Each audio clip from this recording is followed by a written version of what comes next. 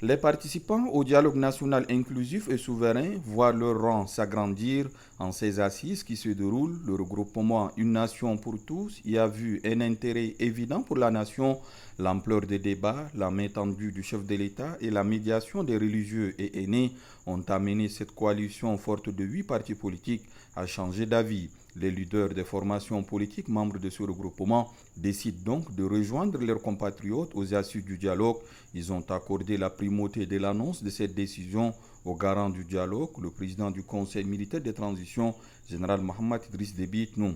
Le coordonnateur adjoint d'une nation pour tous, Mohamed Adoum, et ses camarades ont eu l'occasion de faire part au président de la République des préoccupations qui sont les leurs dans cette phase actuelle de l'histoire du pays. Nous avons mûri cette réflexion-là d'abord ensemble pour venir écouter le message du président du Conseil militaire de transition qui, à notre avis, à notre humble avis, est convaincant pour pouvoir accompagner le président du Conseil militaire de transition dans les différentes phases qui restent.